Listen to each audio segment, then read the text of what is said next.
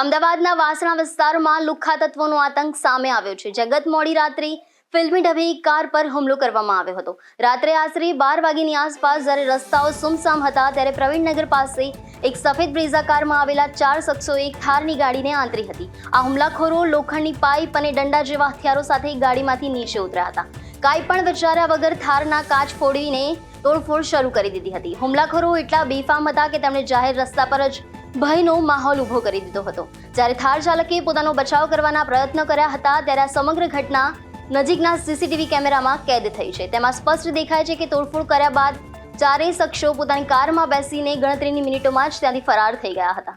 જે પ્રયાસના ભાગરૂપે થાર ગાડીમાં આવેલા 4 અજાણ્યા ઈસમો જે લખાવે છે, જેના નામ ઠામ એને ખ્યાલ નથી, એને ગાડીને રોકવાના પ્રયાસના ભાગરૂપે ગાડીના ગ્લાસ ઉપર અને સાઈડ ગ્લાસ ઉપર કોઈ સાધન વડે તોડફોડ કરતા એને નુકસાન ગયેલ છે.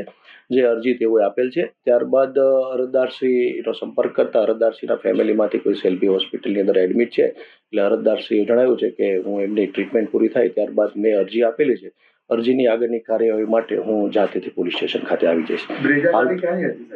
બ્રેઝા ગાડીનો નંબર JJ07DA 2249 મળેલ છે, જેના આરટીઓ નંબર આધારે તપાસ ચાલુ છે અને આરટીઓ નંબર સિવાય હાલ એ ગાડી કોણ વાપરે છે તેની પણ તપાસ ચાલુ છે. વિશેષ તપાસ ફરિયાદી અરજદારશ્રી જે આવે અને એ જણાવે ત્યારબાદ જ આગળની વધુ તપાસ થઈ શકશે.